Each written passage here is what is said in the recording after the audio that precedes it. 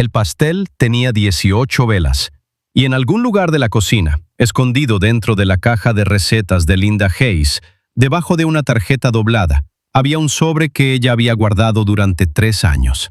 Nunca tuvo la oportunidad de dárselo.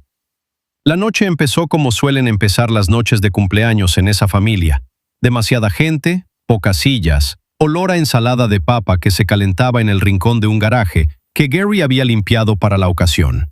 Estaba la tía Donna, el tío Pete, 3 primos que solo veía en fiestas y funerales, algunos amigos del colegio. Linda había pasado 2 días horneando el favorito de su hijo, pastel de limón con betún de queso crema. Gary había colgado una pancarta un poco chueca y ni se había molestado en enderezarla. La primera hora fue tranquila. Después el alcohol se puso cómodo. Gary y Pete habían estado dándose vueltas toda la noche como siempre lo hacían, como 2 hermanos que nunca terminaron de aprender a estar en el mismo cuarto, sin terminar demostrando por qué no deberían estarlo. Para las 9 de la noche, las vueltas terminaron. Wilder no supo de qué fue la pelea en un principio. De dinero, probablemente.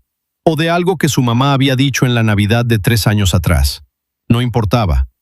Las peleas en esa familia siempre trataban de otra cosa por dentro. Estaba parado junto a la mesa plegable cuando escuchó la voz de su papá quebrarse. ¿Tú crees que yo no sé lo que es el sacrificio? Yo recibí a un niño que ni siquiera era mío. El cuarto se fue callando por partes. Primero los primos, luego los amigos, luego la tía Donna, que tenía la boca abierta a la mitad de una frase y simplemente paró, con el vaso suspendido a la altura de los labios. Wilder se dio vuelta. Su papá estaba colorado, señalando hacia ningún lado, con el trago moviéndose en el vaso. Linda apareció en el marco de la puerta de la cocina, con un trapo de cocina en la mano. Su cara se había quedado completamente quieta. Gary. Solo digo que hicimos sacrificios, Linda. Encontramos a ese niño y le dimos todo, Gary. Lo sacamos de la nada. Lo dejaron en el frío como si fuera basura. Lo encontraron cerca de un basurero cuando tenía apenas 2 semanas de nacido. Nunca le dijimos porque nosotros... Gary, para de hablar. Gary paró. Miró a su esposa. Miró a su hijo. Y algo cruzó por su cara. No exactamente arrepentimiento, sino el horror específico de un hombre que acaba de ver cómo destruyó algo que no tiene arreglo. Wilder dejó su vaso sobre la mesa. ¿Eso es verdad?, preguntó. Nadie respondió. Y en ese silencio, Wilder notó algo que no entendería sino mucho después. Su mamá no estaba mirando a su papá. Estaba mirando el marco de la puerta de la cocina, al lugar donde la caja de recetas estaba sobre la mesada. Sus ojos se quedaron ahí solo un instante, una fracción de segundo, antes de apartar la mirada. No sabía qué significaba eso. Todavía no. Después Gary dijo que era el alcohol el que había hablado, que estaba emocionado, frustrado, que había mezclado todo. Le puso la mano en el hombro a Wilder y le dijo: «Eres nuestro hijo. Punto». Wilder asintió. Dijo que entendía. No durmió esa noche. Estaba en su cuarto, el que tenía las estrellas fosforescentes que Linda había acomodado en forma del cinturón de Orión cuando tenía 7 años porque sabía que le gustaba el espacio, y dejó que la frase le diera vueltas en la cabeza. Lo encontraron cerca de un basurero cuando tenía apenas 2 semanas de nacido. Se decía que era el delirio de un hombre borracho. Gary tenía el hábito de exagerar las cosas cuando estaba alterado. Eso era Gary Hayes siendo Gary Hayes. Pero la frase no se disolvía como solían hacerlo las palabras del alcohol, porque había algo debajo, una textura diferente, algo que no sonaba a exageración. La manera en que Linda había dicho «para», no, eso es ridículo, ni eso no es verdad, solo «para». La manera en que la tía Donna había desaparecido al baño antes de que la pelea terminara y nunca volvió. La manera en que Linda había mirado el marco de la puerta en vez de mirarle a él. Cosas pequeñas, del tipo que uno solo nota cuando ya tiene miedo. A las 3 de la mañana, Wilder estaba sentado en su escritorio con la laptop abierta. Escribió su propio nombre en el buscador y se sintió estúpido de inmediato. Cerró la laptop. Pero no podía dejar de pensar en el marco de la puerta de la cocina. No enfrentó a sus papás, todavía no. En cambio, empezó a prestarle atención a todo de otra manera. caminando por la casa como alguien que hace un inventario silencioso de cosas que siempre dio por sentadas. No había fotos de Linda embarazada. Nunca lo había notado antes. Había fotos de todo. Gary con un bigote horrible de los 90, Linda en la boda de su hermana, el perro que habían tenido antes de que Wilder naciera. Pero ninguna panza redonda, ninguna pulsera de hospital, ninguna foto de mamá recién parida bajo luces fluorescentes. Esperó a que sus papás salieran y bajó la caja de metal gris del closet del pasillo. Su acta de nacimiento estaba ahí. Su nombre, su fecha de nacimiento, 14 de septiembre, y sus padres registrados como Gary Thomas Hayes y Linda Marie Hayes. Todo se veía normal, excepto que el hospital en el acta era el Centro Médico St. Margaret's. Y Wilder sabía, porque Linda lo había mencionado una vez mientras se quejaba del parto de una amiga, que St. Margaret's había cerrado en 2004, un año completo antes de que él naciera. Se sentó en el piso del pasillo un buen rato, pero eso no era lo único que encontró. Debajo del acta de nacimiento, bien plano y sin llamar la atención, había un documento que casi se le pasa. Una hoja con membrete de abogado, fechada unos meses después de su cumpleaños, con un número de referencia de caso y 2 palabras que le apretaron el pecho. Finalización de colocación. No era un documento de nacimiento, era uno legal. Lo fotografió con el celular y volvió a poner todo exactamente como estaba. Luego fue a la cocina. Abrió la caja de recetas en la mesada. El sobre estaba ahí, color crema, sin cerrar. Su nombre escrito al frente con la letra de su mamá. Se quedó parado mirándolo un buen rato. No lo abrió.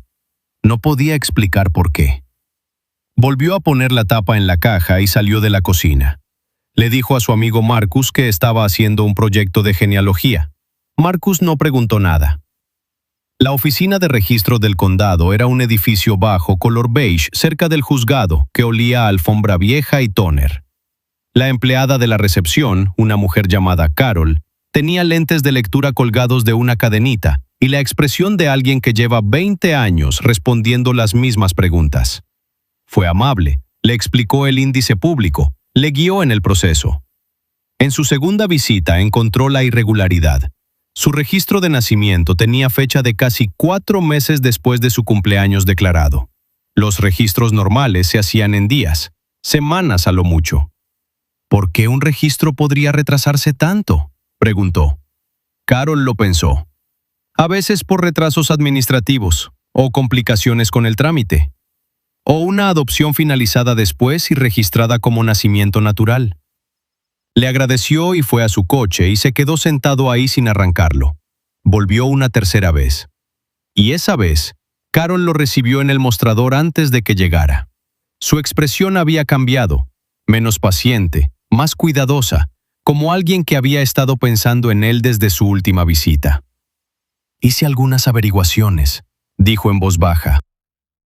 «Probablemente no debía hacerlo, pero no eres el primero de tu edad que llega aquí con esa cara». Juntó las manos sobre el mostrador. «Hay un expediente sellado del otoño del año en que naciste. Un caso de abandono de infante. No puedo decirte qué hay dentro, pero el expediente existe. ¿Puedo acceder a él? Puedes hacer una petición al juzgado, si eres la persona nombrada en el expediente». Lo miró fijo. «Por las fechas, creo que probablemente sí lo eres». Presentó la petición esa tarde.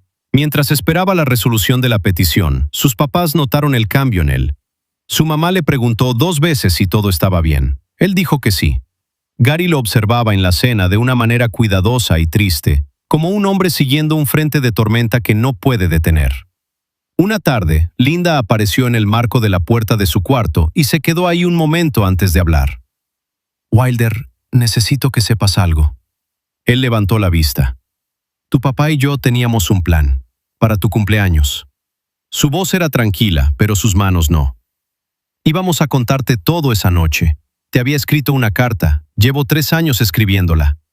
Él la miraba sin decir nada. «Gary lo arruinó», dijo ella, sin rencor, solo como quien dice algo que simplemente es. «No fue con mala intención, pero lo arruinó». Se fue sin decir nada más. Wilder se quedó muy quieto un buen rato después de que ella se fue. Los documentos desclasificados llegaron en un sobre sin nada especial 6 semanas después. Los abrió solo en su coche, estacionado frente a la oficina de correos. El informe tenía 4 páginas. Clínico, cuidadoso, escrito por personas que se esforzaban por no tener sentimientos sobre lo que estaban describiendo.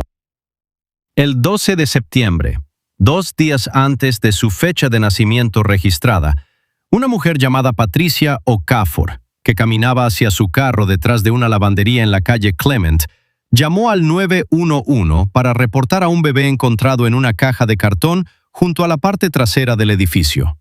La caja estaba forrada con una toalla doblada. El bebé estaba vivo, con frío, calculado en aproximadamente 12 a 14 días de nacido. Lo atendieron por hipotermia leve y desnutrición. Por lo demás, estaba sano. La investigación no encontró testigos ni sospechosos. El caso fue cerrado después de 60 días. Pero había un anexo, una nota suplementaria de un oficial, 2 párrafos, archivada 2 semanas después del informe inicial. Patricia Okafor había llamado a la comisaría por segunda vez. Recordaba algo que no había mencionado al principio.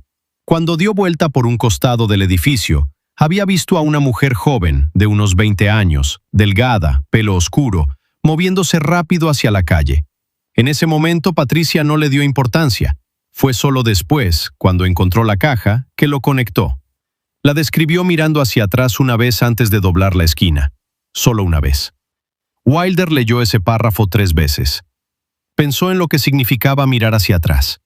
Los nombres de los padres biológicos llegaron en una segunda petición 8 semanas después. Darlene Cook y Raymond Cook, casados, en el condado vecino. Antes de buscar, se sentó con sus papás y les contó todo lo que había encontrado. Linda lloró en silencio, sosteniendo su taza de café con las 2 manos. Gary no le quitó la vista de encima en ningún momento. «Tuvimos miedo», dijo Gary cuando Wilder preguntó por qué nunca le habían dicho. «Miedo de que sintieras que no pertenecías aquí. Miedo de que encontraras algo que te lastimara. Y después me lo dijiste en mi fiesta de cumpleaños», dijo Wilder. Gary cerró los ojos. «Lo sé». «¿De verdad ibas a decirme? ¿Esa noche?» Linda respondió. «Sí, tenía la carta lista. Iba a dártela después de que se fuera todo el mundo». Lo miró directo a los ojos. «Tardé 3 años en encontrar las palabras. Y tu papá...» Se detuvo. Respiró. No era así como debía pasar. La conversación duró 3 horas y no resolvió nada del todo, pero fue honesta, y la honestidad, Wilder estaba empezando a entender, era más difícil de encontrar de lo que pensaba. Raymond Cook había muerto 7 años atrás, 41 años, complicaciones por consumo crónico de alcohol. Darlene Cook había muerto 4 años después, 39 años, la misma causa. Encontró a una mujer llamada Michelle Cook, la hermana menor de Darlene, a través de un aviso en un foro comunitario, y le mandó un correo corto y cuidadoso. Ella respondió en menos de 2 horas, confirmó lo que él temía. Le dijo que Darlene no había sido una mala persona, solo una muy enferma. Que ella y Raymond no tenían nada que ofrecer, sin estabilidad, sin sobriedad, sin una versión segura de sí mismos. Dejar al bebé en un lugar público, en algún sitio visible, era lo más que Darlene podía hacer.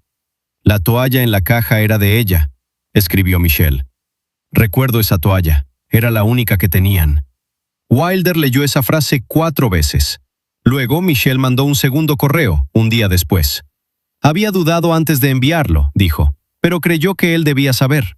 Alrededor de 6 semanas después del abandono, Darlene había ido a la oficina de servicios sociales del condado. Había preguntado por el bebé. Quería saber si estaba bien. Le dijeron que estaba en un hogar de guarda.